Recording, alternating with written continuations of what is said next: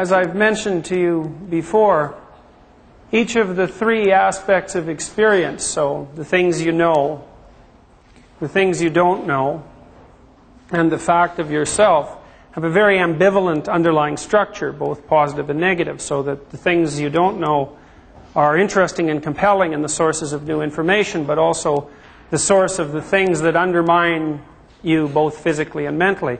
And the things you know, of course, your culture disciplines you and shapes you into a full person, but also at exactly the same time molds you and crushes you in a particular direction rather than any of the other directions you might have gone in.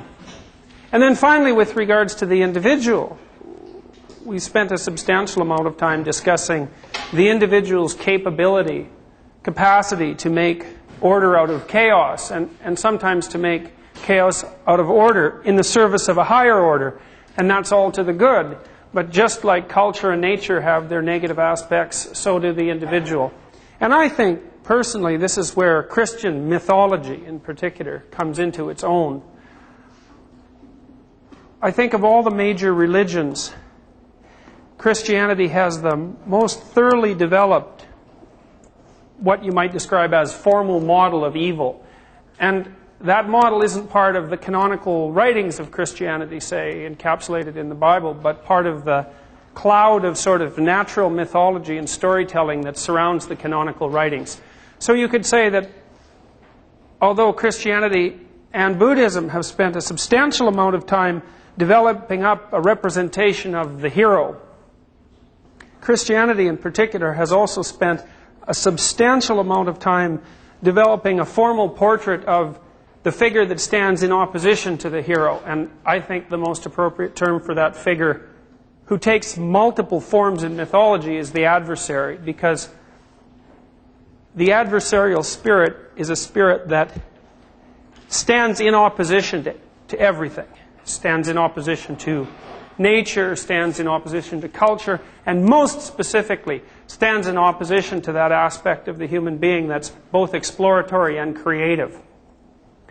Now, the last time we talked, I had a chance to describe to you how the figures of the adversarial brothers emerged naturally at the end of Genesis as a coda to the story, right? Adam and Eve developed self-consciousness. They developed knowledge of their own mortality and death.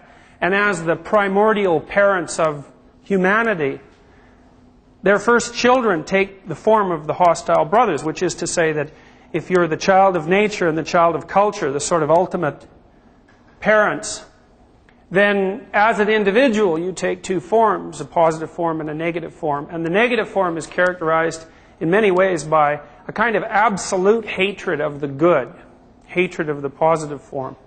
And I think that you can't understand the full human propensity for evil without considering more than the territoriality, more than the innate territoriality of human beings. So if you look at animals, well, animals are territorial and they fight to preserve their territory, and it's a rational struggle. They're fighting for resources and for a place that they can operate in, live in, and reproduce in efficiently. But human beings are substantively different from that, in that their agonistic conflict, their aggression, often seems to be motivated by something more akin to the pure desire for destruction rather than for any rational end whatsoever. And so, from that perspective, I would say, as an example, the fact that Hitler ended up committing suicide in a bunker beneath Germany's capital at the end of the Second World War, when Berlin was in flames, when all of Germany was in flames, and when his country was completely defeated, after tens of millions of people had died in the conflict, including, of course, the 7 million or so people that were killed in the Holocaust. The normal mode of interpretation of that would be, what a terrible defeat for Hitler, but an equally valid, and I think an equally valid prima facie argument, and one I think that's actually more valid, is that it wasn't a defeat for Hitler at all. It was precisely what he was aiming at right from the beginning, because his mode of being was intensely adversarial. And I would also say that it's certainly possible that the full nature of his motivations weren't even necessarily clear to him. as they unfolded across time during the Second World War, no more than the full motivations of any human being are necessarily accessible to them as they act out whatever it is that they act out. So Carl Jung says, for example, that we act out great mythological stories. That doesn't necessarily mean you know the story, it just means you act it out. So, for example, you see people whose lives are repetitive bouts of tragedy, and what they're acting out is a tragic story. And they know it insofar as they're actually acting it out, but they don't necessarily have an explicit model of the relationship between their patterns of behavior and the constantly tragic outcomes they produce. Well, that doesn't even necessarily mean that what they're doing isn't voluntary, because things can be voluntary even if you don't understand them fully. There's an aspect to the human psyche that's a nest of vipers, so to speak, because you can't necessarily trust what you see. And that means not only when you're looking at someone else, say, but even when you're looking in the mirror. You can't be sure that what you say you're doing is exactly what you're doing. Your motivations aren't transparent and they may not even be clear.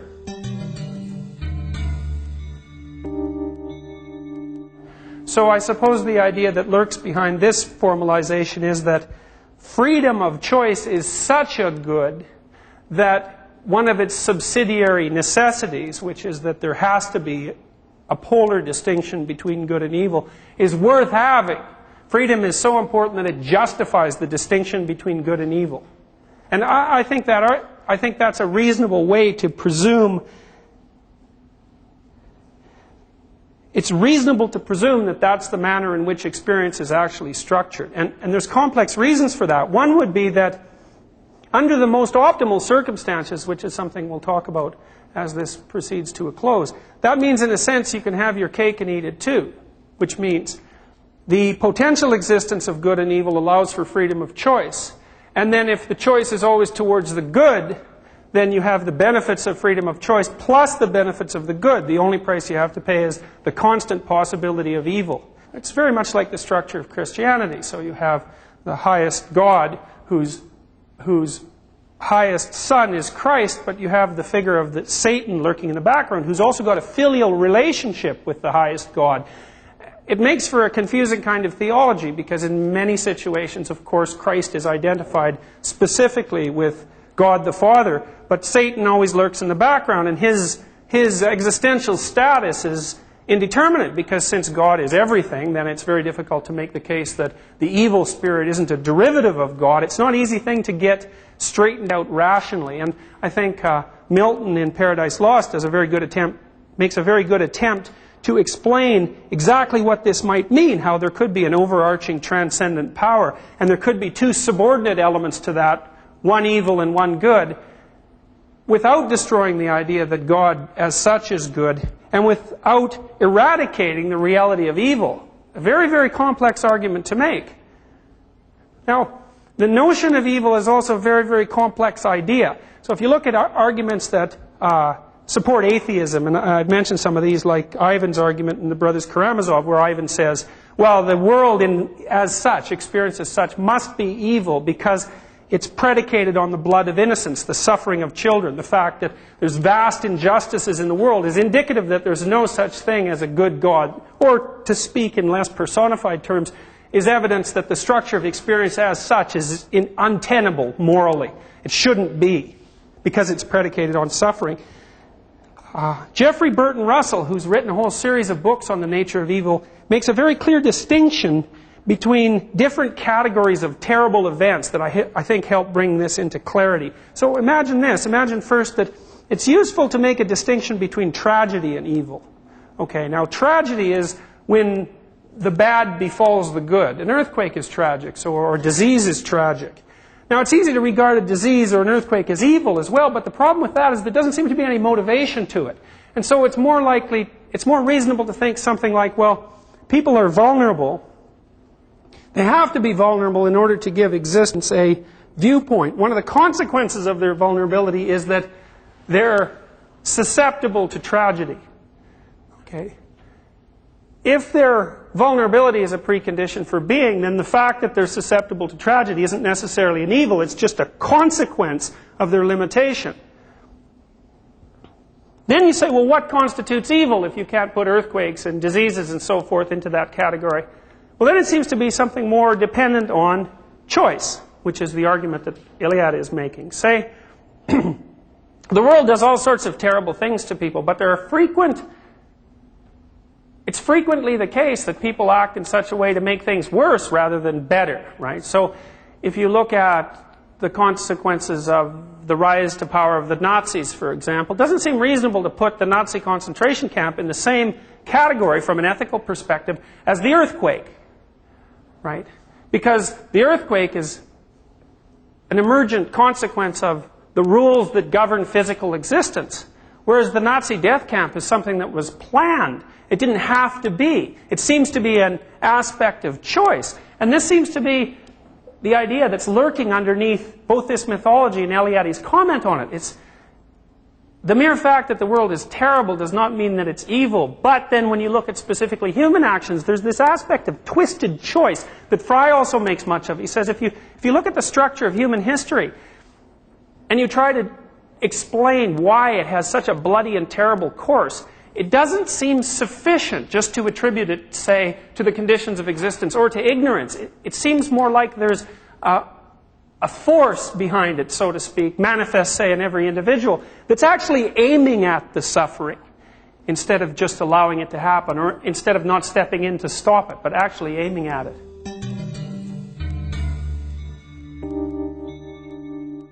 Now, so let's take a look at the story. And let's take a look at the leading figures. So we know, for example, that the figure of Satan in Christianity is associated with a number of strange forms, right? The first association we know of is that he's associated with the dragon in the Garden of Eden, right? So there's a profound ambivalence in Christianity about the meaning of the opening act of Genesis. Because on the one hand, you have, when Adam and Eve are still profoundly unconscious, they don't suffer. But they're profoundly unconscious, right? They're not self-conscious. They're not aware of themselves. So in many ways, they're still animals. So there's a Gnostic line of speculation. The Gnostics were a Christian sect that believed that redemption could at least partly be attained by understanding rather than just faith. The Gnostics believed that the serpent that tempted Adam and Eve towards self-consciousness was a more developed aspect of God than the God that had created Adam and Eve to begin with, because the unconsciousness that characterized Adam and Eve was too underdeveloped to be perfect. And so they had to be tempted forward into a more fully developed consciousness. And so, although classical Christianity associated the serpent in the tree with Lucifer, who's the bringer of light, who's Satan, the Gnostic thread of reasoning said, well, wait a minute, it's not that simple, because, yeah, self-consciousness makes you aware of death and vulnerability and knocks you out into the profane world, but there's an aspect of it that kind of looks like enlightenment. And you know this already in your own lives, because often when you believe something and you're unconsciously convinced of the adequacy of that model, and then you find that it's not sufficient, right? And so you crumble in disappointment. You put your trust in someone and you find out, say, they're not worthy of that trust, and that the evidence that enlightens you breaks that frame of reference and makes you collapse. You think, that's a terrible thing. You can't help but feel that as a real betrayal and as an act even of evil. But then a year later, 2 years later, you might look back and think, God, you know, I really needed that. I really needed that lesson, because as a consequence of learning that, I'm much more mature and much more likely to establish stable relationships. And so it's easy to see that from one perspective, something can be terrible, and then from another, it might not be terrible at all. And even in classic Christianity, you get this strange ambivalence about the events in Genesis that runs something like this. Well, yes, it was an act of the most evil spirit, the spirit of enlightenment, the spirit of rationality, or the bringer of light, Lucifer, to knock Adam and Eve out of their transcendental unconsciousness and to start history. It was an evil act. But, on the other hand, it was also the precondition for the later emergence of Christ. And as far as the Christians are concerned, that's the greatest event in history. So without this initial opening act, right, this tragic opening act, there'd be no reason for the whole redemptive story. And therefore, considered from the perspective of the total story, the opening tragedy cannot purely be considered evil. Very, very complicated line of reasoning. Now, the other thing you see here, and I think this relates back to our initial map, is, and this also helps you understand the way people think. Now, I said already that it's real easy to confuse tragedy and evil, right? Okay, so what that means is that it's real easy to confuse the negative aspect of the unknown with evil. And likewise, it's very easy to confuse the negative aspect of culture with evil. Your own culture, the tyrannical aspect of it, or the culture of other people. So it's very easy, for example, for us to demonize the foreigner. And that's basically because there's a part of our mind that presumes that all things that strike us negatively, all things that produce negative emotion on our part, like fear, are the same thing. So there's a blurry category of evil that's all terrible natural things, all terrible social things, and then whatever nastiness the individual can generate among themselves. It's much more useful to draw a clear distinction between these different categories, because that clarity of thought can help you focus in most specifically on those things that the individual is responsible for in terms of turning the world to waste. So Milton says, this figure of Satan, Lucifer, the light bringer, always associated with rationality. Milton presents him as a remarkable creature, right? He's the highest angel in God's heavenly hierarchy. He's Christ's elder brother in a similar mythological vein. He's the most powerful angel that ever lived. So, at least in the opening stages of this act, Satan is presented as something absolutely remarkable. Now, the problem is here, his very remarkableness starts to work against him. And what happens is that as he grows in power and strength in this heavenly hierarchy, he starts to become convinced that the omniscient himself, whatever that transcendent figure is unnecessary. So the idea is that whatever Satan represents decides, because of his own pride, his own belief in his own sufficiency, that the transcendent can be eradicated from consideration. And the way Milton presents that is as a revolution in heaven, fundamentally. So imagine that the story is something like this. Well, George Kelly, way back in like 1955, noted that what human beings like, more than anything else, really, when you get right down to it, is to be right. Why? Well, it's a pain to be wrong, right? Because if you're wrong, then the little structure that you're using to conjure up the world has to dissolve, and then you have to do a lot of really aggravating work, exploratory work and creative work, to put it back together. And during the time before you put it back together, then you're flooded with negative motivational states, right? You don't know which way is up, metaphorically speaking. So we don't like not to be right. And so what does that mean? Well, psychologists know that people have a very strong confirmatory bias, which basically means that if you bring a frame of reference to bear on the world, the probability is very high that you will look for confirming evidence, and you will discount disconfirming evidence. Now, the other thing that is characteristic of great figures of evil like Satan is their tendency to lie, right? So Satan is prince of the lie. Now, what does that mean exactly?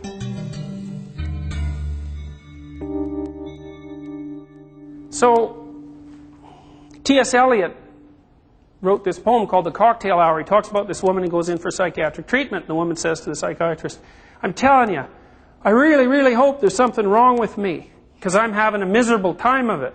And as far as I can tell, there's only two options here. Either I'm okay, and I'm having a miserable time because the world is terrible, in which case there's nothing I can do about it. Or there's something wrong with me at some level of analysis that I don't really comprehend. And although that's a painful option, I'm really hoping it's true, because if there's something wrong with me, possibly I can fix it. And if there's something wrong with the structure of the world, well, what's there to do about that? Often what you see in psychotherapy is a battle between those two perspectives going on in the minds of the client. The client is in a situation where they're repetitively facing tragedy. They have a specific viewpoint about the world, like their viewpoint might be, well, when it comes right down to it, you really can't trust other people. And they have all sorts of reasons for believing that. Maybe they were abused as children, or they've had a bad developmental history, a number of relationships that haven't gone well. They have all the facts at their disposal to justify that particular perspective, but the truth of the matter is that as long as they hold on to that belief and won't let it go, and no wonder they won't, they're going to continue to suffer. And part of what you're always doing to someone in therapy is saying, you know, yeah, you got a pretty coherent view of the world and all that, and I can understand why you'd like to cram the whole world into that coherent perspective. But the truth of the matter is, as long as you hold on to that and won't sacrifice it, right, won't go through this terrible period of dissolution, it's always going to produce the same tragic consequences. So as long as you hold on to your belief rigidly, everything around you is going to go from bad to worse. Fry says, with regards to states, he says a demonic fall, as Milton presents it, involves defiance of and rivalry with God rather than simple disobedience. And hence the demonic society is a sustained and systematic parody of the divine one, associated with devils or fallen angels because it seems far beyond normal human capacity and its powers. We read of ascending and descending angels on Jacob's and Plato's ladders, and similarly, there seem to be demonic reinforcements in heathen life that account for the almost superhuman grandeur of heathen empires, especially just before they fall. Two particular notable passages in the Old Testament prophets linked to this theme are the denunciation of Babylon in Isaiah 14 and of Tyre in Ezekiel 28. Babylon is associated with Lucifer, the morning star, who said to himself, I will be like the Most High. Okay, so let's translate that into modern language and forget about Babylon. Let's take the Soviet Union, for example, instead. And let's say something like this. I will be like the Most High. Well, first of all, it's not difficult to read Stalin into that from a personal perspective, but then it's more complicated than that because you can't blame the Soviet Union on Stalin. When the wall fell down, we know that 1/3 of East Germans were KGB informers. You can't blame that on Stalin. You have to blame that on the 1/3 of the East Germans who were KGB informers, right? It's this totalitarian presumption is distributed through the whole society. And there's a leader and a hierarchy and all that, but they're not the people to be identified with the fact of the totalitarian state. It's distributed through the whole society. And it's precisely this. It's what I don't know, I don't need. I don't need what I don't know.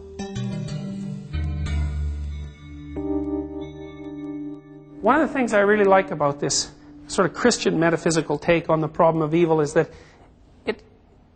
it adopts strange first principles. Like, if you're an empirical scientist, it's very difficult to come to terms with the notion of free choice, right? Because we don't have deterministic models of free choice. We don't know how that might occur, although it seems to be a reasonable phenomenological observation that if there's anything true about existence, about the facts of existence as it's subjectively construed, the fact that you seem to have the faculty of choice seems paramount or primary. Now, one might say, well, that's just a delusion, and we know that because our deterministic models have been so powerful.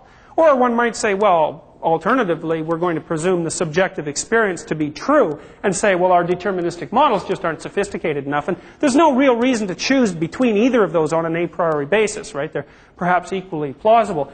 And we also might note from the deterministic perspective, of course, that if you go down far enough in your analysis of physical structures, down to the quantum level, say, then deterministic models don't hold at all. So determinism has its limits at the lower end or high resolution end of physical inquiry. I have no idea what that might mean for free choice. It just means that there are levels of analysis that deterministic models do not describe. Christianity takes the stance that the subjective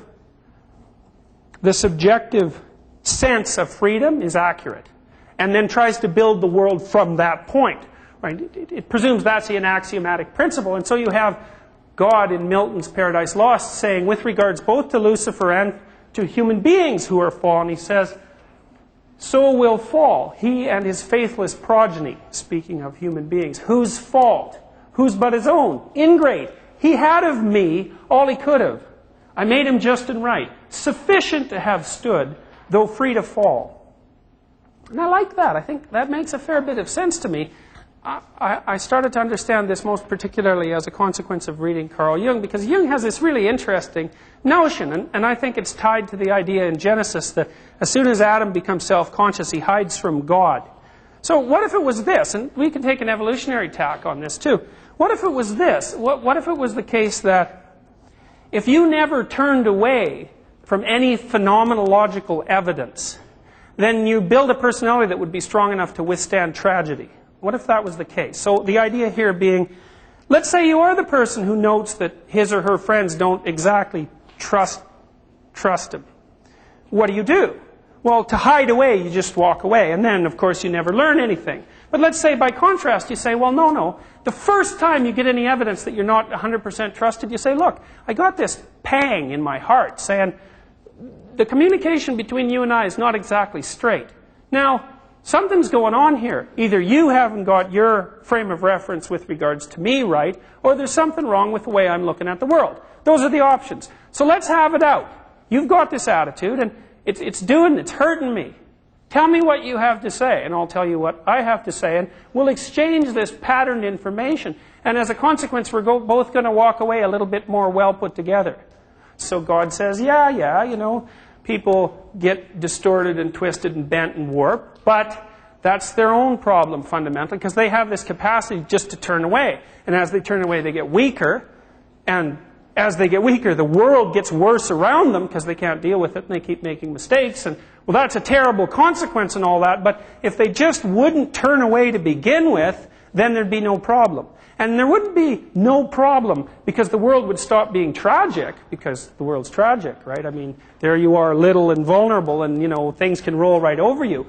The world would never lose its tragedy, but the idea would be instead that you could handle it without becoming corrupted, and that would be sufficient. So the idea would be, it's a tough situation, all things considered, but it's also an interesting and compelling and beautiful one. And it may be that if you didn't turn away, the interesting and beautiful and compelling aspect would overwhelm the tragic aspect, and that would be fine.